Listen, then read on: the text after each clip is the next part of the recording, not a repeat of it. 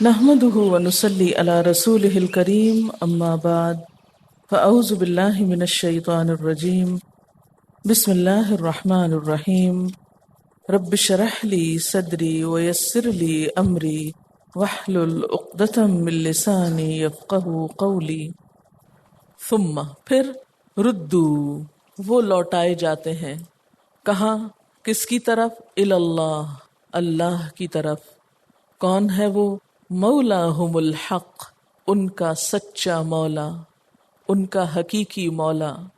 یعنی انسانوں کی روح جب قبض ہو جاتی ہے تو سب انسانوں کی واپسی اللہ کی طرف ہوتی ہے، کیونکہ اسی نے بھیجا، واپسی بھی اسی کی طرف ہوگی، اسی کے اذن سے یہاں ہے اور اسی کے حکم سے واپس جانا ہے۔ اسی لیے مرنے والے پر کیا پڑھا جاتا ہے؟ انا للہ و انا الیہ راجعون، بے شک ہم اللہ کے لیے ہیں اور اسی کی طرف واپس جانے والے ہیں، پلٹنے والے ہیں۔ تو فرشتے جب انسان کی روح قبض کر لیتے ہیں تو پھر حدیث کے مطابق جنتی کی روح کو ریشمی کپڑوں میں لپیٹ کر آسمان کی طرف لے جاتے ہیں۔ خوشبودار اور ریشمی کپڑا ہوتا ہے۔ وہ کس طرح کا کپڑا ہوتا ہے اس کو دیکھا کسی نے نہیں، لیکن چونکہ ہم یؤمنون بالغیب کے تحت ایمان بالغیب رکھتے ہیں، اس لیے ہمیں ماننے میں کچھ مشکل پیش نہیں آتی، کیونکہ اللہ کے رسول صلی اللہ علیہ وسلم نے اللہ کے اذن سے ہمیں یہ سب باتیں بتائیں۔ ریشمی کپڑے میں لپیٹ کر اسے آسمان کی طرف لے جایا جاتا ہے اور اس روح کی خاص پذیرائی ہوتی ہے۔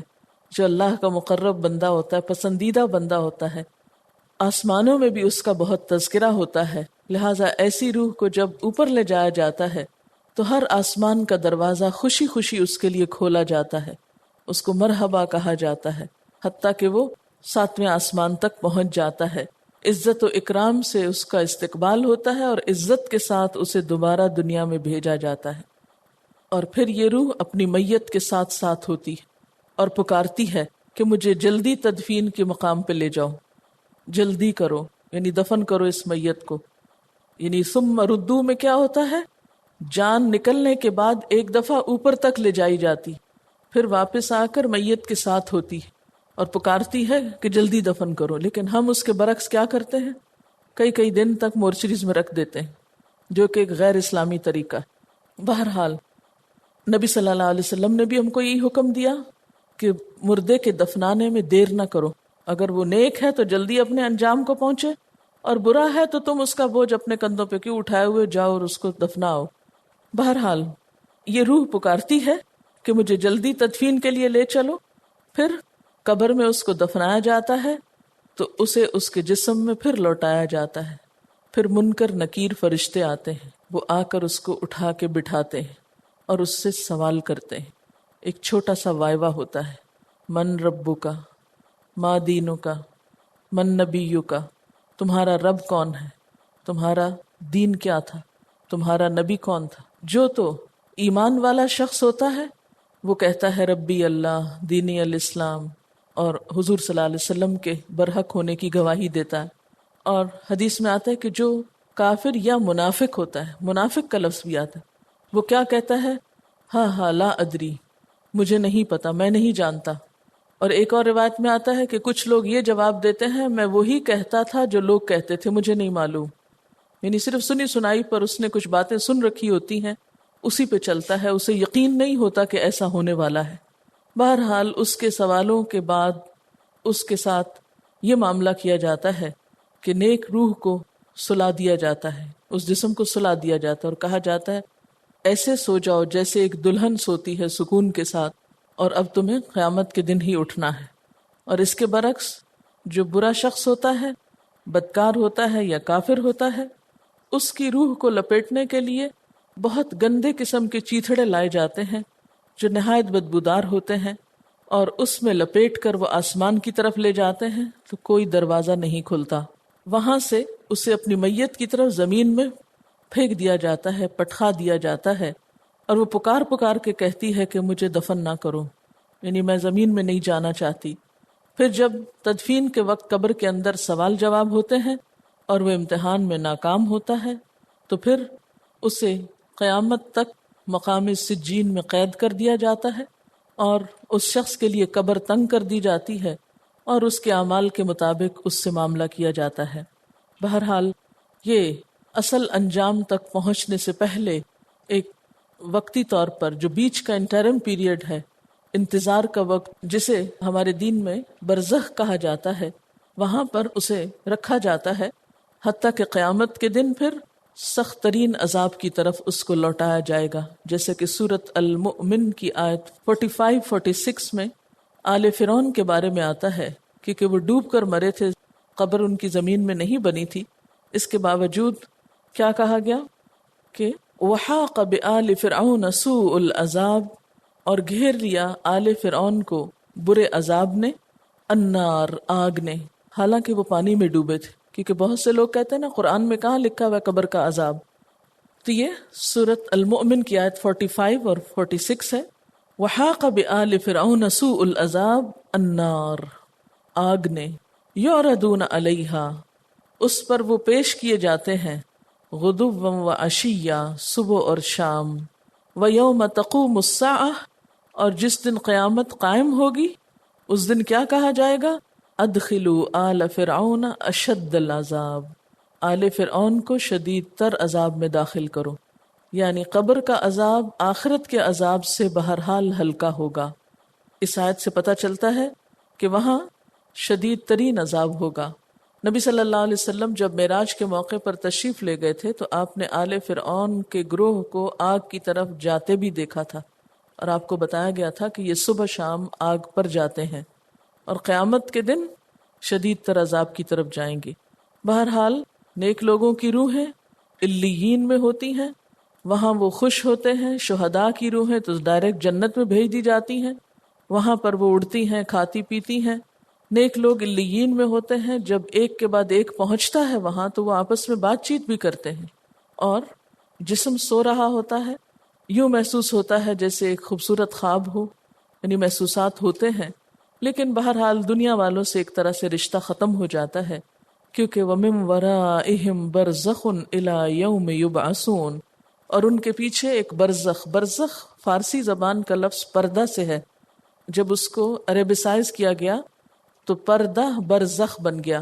ایک زبان کا لفظ جب دوسرے میں جاتا ہے تو تھوڑا سا لفظ تبدیل ہو جاتا ہے، یعنی میت کے لیے دنیا اور آخرت کے بیچ میں ایک حجاب عائل ہو جاتا ہے، ان کو کچھ پتہ نہیں ہے پیچھے کیا ہو رہا ہے۔ ہاں ایک اطلاع کا ذریعہ ہوتا ہے کہ جب کوئی اور وہاں پہنچتا ہے تو وہ بتاتا ہے کہ کون کس حال میں ہے۔ ثم ردوا الی اللہ مولاہم الحق، پھر وہ لوٹائے جاتے ہیں اللہ کی طرف جو ان کا سچا مولا ہے۔ الا لہ الحکم، خبردار اسی کے لیے ہے حکم، حکومت، فیصلہ، وہو اسرع الحاسبین، اور وہ سب سے جلد حساب لینے والا ہے۔ حاسبین، حاسب کی جمع ہے، حاسب حساب سے ہے، یعنی حساب لینے میں اس کو دیر نہیں لگتی۔ آج دنیا میں ہم جب پریشانیوں میں گھر جاتے ہیں تو سوچتے ہیں کہ کوئی حساب کا وقت بھی ہوگا، فرمایا کہ دیر نہیں کرے گا، وہ تو قبر سے ہی شروع ہو جاتا ہے، وہ تو حساب وہیں سے شروع ہو جاتا ہے، اور قیامت کے دن بھی سارے کا سارا حساب، سارا ریکارڈ ایک لمحے میں انسان کے سامنے رکھ دیا جائے گا۔ اچھا، یہ ساری بات اس لیے بتائی گئی کہ اے انسان تو یہ نہ سمجھ کہ تو آزاد ہے اور تجھے کوئی پوچھنے والا نہیں، تیرا حساب ہوگا اور بڑی جلدی ہو جائے گا۔ یہی وہ تعلیم تھی جس نے صحابہ کرام کو اندر سے بدل کر ایک نیا انسان بنا دیا تھا۔ اسی لیے ان کے اندر امانت تھی، سچائی تھی، محنت تھی، دیانت تھی۔ آج وہ صفات ہمارے اندر نہیں، کیونکہ ہمیں یہ تعلیم ہی نہیں ملی اور نہ ہم اس کی گہرائی میں جاتے ہیں۔ قل من ینجیکم من ظلمات البر والبحر، کہہ دیجئے کون بچاتا ہے تم کو خشکی اور سمندر کے اندھیروں سے، یعنی تم سمندر یا خشکی کے مقام پر ہو اور کوئی ایسا واقعہ پیش آ جائے جس سے تمہاری موت تمہیں سامنے نظر آئے تو اس بے بسی کے عالم میں تم کس کو پکارتے ہو؟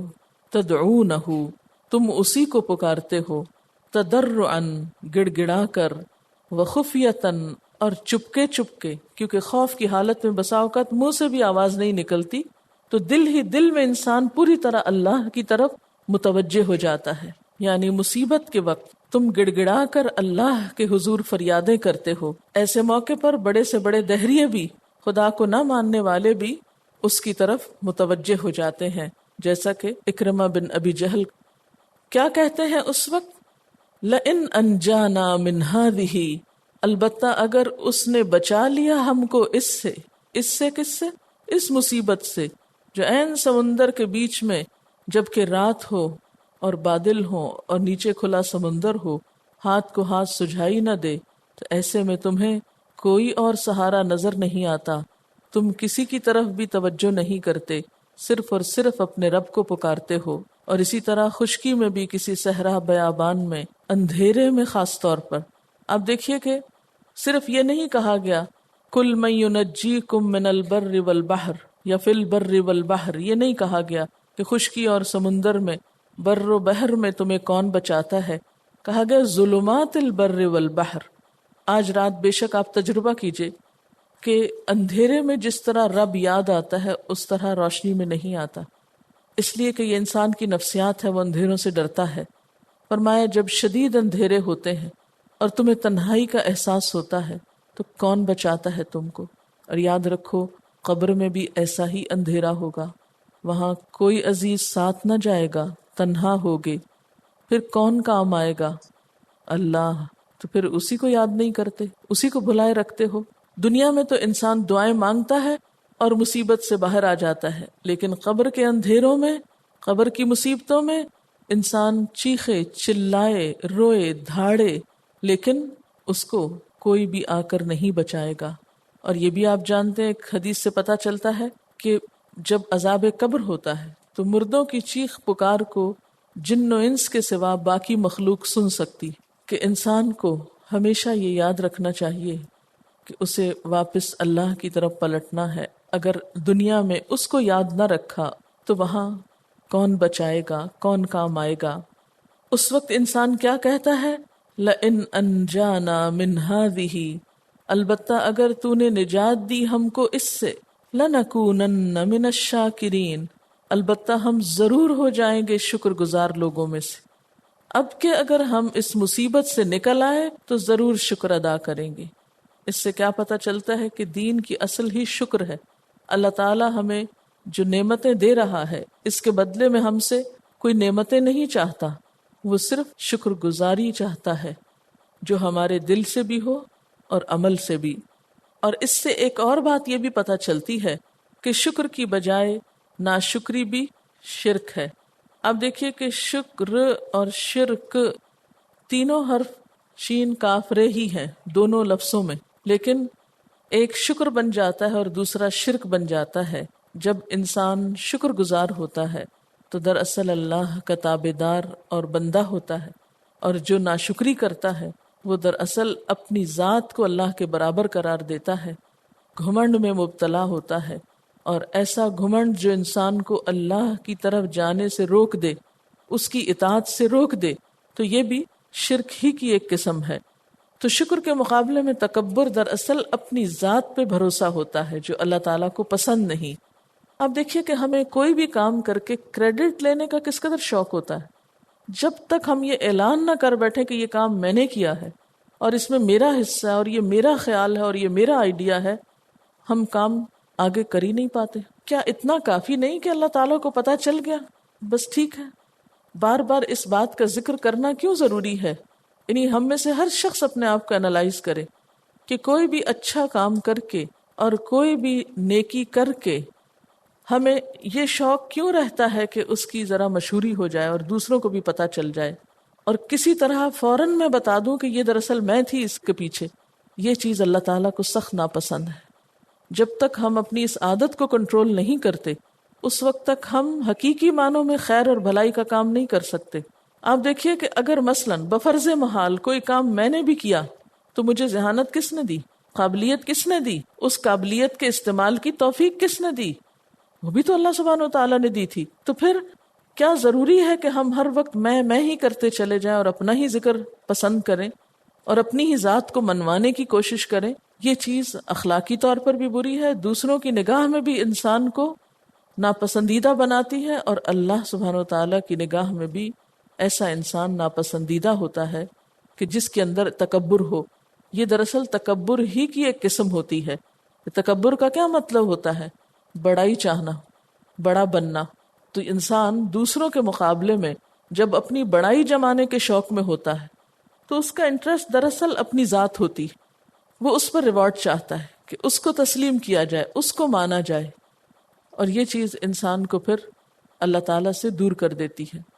تو شکر جو ہے دراصل اس بات کا نام ہے کہ کچھ بھی کر جائے انسان ہمیشہ سوچے کہ اگر اللہ توفیق نہ دیتا تو میں نہ کر سکتا، یہ اس نے کروایا. اور اسی وجہ سے شکر کرنے والوں کو نیکی کے مزید موقع ملتے چلے جاتے ہیں، اور ناشکرے، گھمنڈی، متکبر لوگ پھر نیکی کے کام کے لیے نہیں چنے جا سکتے، وہ اس راستے میں پیچھے رہ جاتے ہیں. قُلِ اللَّهُ يُنَجِّيكُم مِّنْهَا، کہہ دیجئے اللہ نجات دیتا ہے تم کو اس سے. کس سے؟ ظلمات البر اور بحر سے. وَمِن كُلِّ كَرْبٍ، اور ہر مشکل سے، ہر کرب سے، ہر تکلیف دہ چیز سے وہی تم کو بچاتا ہے. ثُمَّ أَنْتُمْ تُشْرِكُونَ، پھر تم شرک کرنے لگتے ہو. یہ کون سا شرک ہوتا ہے کہ یہ کہنے کے بجائے کہ یہ اللہ تعالیٰ کی طرف سے ایسا ہوا، ہم کیا کہنے لگتے ہیں؟ یہ ہماری وجہ سے ہوا، یہ ہم نے کیا. اور اسی لیے ریاکاری کو الشرک الاصغر کہا گیا، دکھاوے کو اسی وجہ سے شرک کہا گیا. اور ایک حدیث میں آتا ہے کہ تھوڑا سا دکھاوا بھی، یسیر الریا بھی شرک ہے. اصل میں اللہ تعالیٰ چاہتے یہ ہیں کہ میرا بندہ میرے سوا ہر چیز سے بے نیاز ہو جائے، اور کسی بھی انسانی یا مادی مدد کو دراصل کیا سمجھے کہ وہ بھی میری ہی بھیجی ہوئی ہے، کیونکہ وَهُوَ الْقَاهِرُ فَوْقَ عِبَادِهِ، اس کا اصل کنٹرول ہے ہر چیز پر. کوئی بندہ بھی اگر آپ کی مدد کرتا ہے تو دراصل کیسے کرتا ہے؟ اللہ ہی اس کے دل میں خیال ڈالتا ہے، ورنہ وہ آپ کے سامنے ہوتے ہوئے بھی آپ کے کام نہیں آتا. قُلِ اللَّهُ يُنَجِّيكُم مِّنْهَا وَمِن كُلِّ كَرْبٍ ثُمَّ أَنْتُمْ تُشْرِكُونَ. قُلْ هُوَ الْقَادِرُ عَلَىٰ أَن يَبْعَثَ عَلَيْكُمْ عَذَابًا مِّن فَوْقِكُمْ أَوْ مِن تَحْتِ أَرْجُلِكُمْ أَوْ يَلْبِسَكُمْ شِيَعًا وَيُذِيقَ بَعْضَكُمْ بَأْسَ بَعْضٍ. قل، آپ کہہ دیجئے، هو القادر، وہ قادر ہے، قدرت رکھتا ہے، اللہ اس بات پر، ان یبعث، کہ وہ بھیجے، علیکم عذاباً، تم پر کوئی عذاب، من فوقکم، تمہارے اوپر سے. اس کے لیے کچھ مشکل نہیں کہ تمہارے ایسے شرک میں، ایسی خود نمائی اور تکبر میں تمہیں مبتلا دیکھ کر، تم پہ غضبناک ہو کر تمہارے اوپر سے کوئی عذاب تم پہ مسلط کر دے. او من تحت ارجلکم، یا تمہارے پاؤں کے نیچے سے عذاب پھٹ پڑے، یہ زمین جو تمہارے لیے پرسکون ٹھکانہ ہے ایسی ہل جائے کہ تم اس پہ کھڑے نہ ہو سکو. او یلبسکم شیعاً، یا وہ تم کو ملا دے گروہوں میں، یعنی فرقہ واریت اور خانہ جنگی کی ایسی شکل ہو، آپس کی ایسی لڑائیاں ہوں. وَيُذِيقَ بَعْضَكُمْ بَأْسَ بَعْضٍ، اور چکھا دے تم میں سے بعض کو بعض کا زور. تو گویا یہاں 3 قسم کے عذابوں کا ذکر کیا جا رہا ہے جو متکبرین پہ آ سکتے ہیں، مشرکین پہ آ سکتے ہیں. نمبر 1، اوپر کا عذاب، جیسے پچھلی قوموں پر بارہا آتا رہا. ابرہہ کے لشکر پر کنکریاں پھینکی گئیں، کچھ قوموں پر ہوا چلی، کسی پہ طوفان آیا، اوپر سے خون برسا، قوم فرعون پر خون برسا، ٹڈیوں اور مینڈکوں کی بارش ہوئی. پھر اسی طرح ایک قوم پر اوپر سے بجلی گری، اور پھر اس سے مراد ظالم حکمران بھی ہو سکتے ہیں. تمہارے اوپر سے عذاب کی ایک قسم کہ تم پر ایسے حاکم مسلط ہوں جو تمہیں مزہ چکھا دیں، تمہیں ذلیل و خوار کر دیں. نبی صلی اللہ علیہ وسلم نے فرمایا، اللہ تعالیٰ فرماتا ہے کہ میں اللہ ہوں، میرے سوا کوئی معبود نہیں، میں سب بادشاہوں کا مالک اور بادشاہ ہوں. سب بادشاہوں کے دل میرے ہاتھ میں ہیں، جب میرے بندے میری اطاعت کرتے ہیں تو میں ان کے بادشاہوں اور حکام کے قلوب میں ان کی شفقت اور رحمت ڈال دیتا ہوں، اور جب میرے بندے میری نافرمانی کرتے ہیں تو میں ان کے حکام کے دل ان پر سخت کر دیتا ہوں۔ اس لیے تم حکام اور امراء کو برا کہنے میں اپنا وقت ضائع نہ کرو، بلکہ اللہ کی طرف رجوع اور اپنے عمل کی اصلاح کی فکر میں لگ جاؤ تاکہ تمہارے سب کاموں کو درست کر دے۔ گویا حکومت کی اصلاح عوام کی اصلاح سے ہوگی، لیکن ہمارا طرز عمل کیا ہے کہ ہر وقت دوسروں کو کرٹیسائز کرتے رہتے ہیں اور اپنے اعمال کی طرف اور اپنے آس پاس کے لوگوں کے عمل کی طرف توجہ نہیں دیتے، جس کا نتیجہ ہم سب دیکھ رہے ہیں۔ نبی صلی اللہ علیہ وسلم نے فرمایا، جب اللہ تعالیٰ کسی امیر اور حاکم کا بھلا چاہتے ہیں تو اس کو اچھا وزیر اور اچھا نائب دے دیتے ہیں کہ اگر امیر سے کچھ بھول ہو جائے تو وہ اس کو یاد کرا دے، اور جب امیر صحیح کام کرے تو اس کی مدد کرے، اور جب کسی حاکم اور امیر کے لیے کوئی برائی مقدر ہوتی ہے تو برے آدمیوں کو اس کے وزراء اور ماتحت بنا دیا جاتا ہے، اور اس طرح وہ اس کو برے مشورے دیتے ہیں اور پھر اس کا وبال لوگوں پر ہی آتا ہے۔ یعنی یہ اس کا مفہوم بتایا بات کا۔ حضرت عبداللہ بن عباس کی تفسیر کے مطابق حکام کا ظلم و جور اوپر سے آنے والا عذاب ہے، یعنی حکومت کا ظلم و ستم کیا ہے؟ یبعث علیکم عذابا من فوقکم، جیسے پچھلی قوموں پر پتھر برسے یا اور عذاب آئے یا آگ برسی، تو آج کے دور میں یا کسی بھی دور میں ظالم حکمرانوں کی شکل میں بھی لوگوں پر عذاب آ سکتا ہے۔ اور ماتحت ملازموں کی بے ایمانی، کام چوری، غداری نیچے سے آنے والا عذاب ہے، اور دونوں کا علاج ایک ہی ہے کہ سب اپنے اپنے اعمال کا جائزہ لیں، یعنی مصیبتیں آنے پر ہر شخص اپنے عمل کا جائزہ لے۔ آج ہمیں یہی بات بتانے والا کوئی نہیں کہ ہم اپنی گریبان میں جھانکیں کہ ہم کیا کر رہے ہیں۔ اگر انسان یہ چاہتا ہے کہ اس پر اللہ کی رحمت ہو اور یہ مصیبتیں دور ہوں تو اس کے لیے ضروری ہے کہ ہر شخص اپنے اپنے عمل کا حساب کرے۔ اور پھر او من تحت ارجلکم، یا تمہارے پاؤں کے نیچے سے۔ پاؤں کے نیچے کیا ہے؟ ایک تو زمین ہے، زلزلے، سیلاب، زمین کا دھنس جانا، خشک سالی، سرکش لوگ، بدکار اہلکار وغیرہ وغیرہ۔ یہ دوسری قسم تھی عذاب کی۔ اور تیسری قسم وَيُذِيقَ بَعْدَكُمْ بَأْسَ بَعْدٍ، تم میں سے بعض کو بعض کی طاقت کا مزہ چکھا دے، یعنی ایک گروہ دوسرے کو ختم کر دے۔ یلبسکم کا لفظی مطلب کیا ہے؟ الجھا دینا، ملا دینا، الجھا دینا، یعنی فرقواریت، خانہ جنگی، لوگوں کو باہم دست و گریبان کر دے، لوگ گروہ در گروہ آپس میں گتھم گتھا ہوں۔ ایک موقع پر آپ صلی اللہ علیہ وسلم نے 3 دعائیں مانگی، جن میں سے 2 قبول ہو گئیں اور ایک نہ ہوئی۔ آپ نے دعا مانگی کہ اے اللہ میری امت کو زمین میں نہ دھنسانا، ایسا حاکم نہ مسلط کرنا جو ان کے دین کا دشمن ہو، اور آپس میں خانہ جنگی نہ ہو۔ اللہ تعالیٰ نے پہلی 2 دعائیں قبول کر لیں کہ ساری امت، جیسے پچھلی امتوں پہ اکٹھا عذاب آتا تھا کہ سب کے سب ایلیمنیٹ ہو جاتے، ایسا عذاب امت مسلمہ پہ نہیں آئے گا۔ پارشلی، وقتی طور پہ، جزوی طور پہ کہیں نہ کہیں تباہی ہو سکتی ہے، لیکن بیک وقت ساری امت نہیں ختم کی جا سکتی۔ اسی طرح وقتی طور پر کہیں انسانوں کے گناہوں کی وجہ سے حاکم ظالم ہو سکتا ہے، لیکن کوئی حاکم ایسا نہیں ہو سکتا کہ جو مکمل طور پر دین کا صفایا کر دے، ایسا نہیں ہو سکتا۔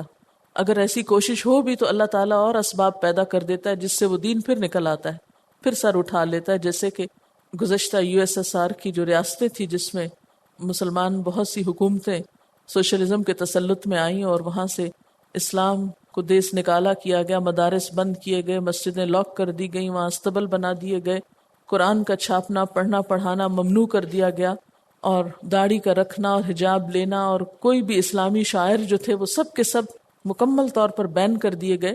لیکن آپ نے دیکھا کہ 70 سال کے بعد اس سارے انقلاب کو دوبارہ انقلاب سے دوچار ہونا پڑا، اور آہستہ آہستہ وہ ریاستیں پھر آزاد ہوئیں، مسجدیں آباد ہونے لگیں اور اسلام کا بول بالا ہونے لگا۔ تو یہ وقتی طور پر تو انسانوں کے گناہوں کی سزا میں ایسی چیزیں ہو سکتی ہیں، لیکن مجموعی طور پر ایسا نہیں کیا جا سکتا۔ اور تیسری دعا آپ کو اس سے روک دیا گیا، یعنی امت آپس میں ضرور لڑے گی، یہ دعا قبول نہیں ہوئی۔ امتحان ہے نا ہمارا۔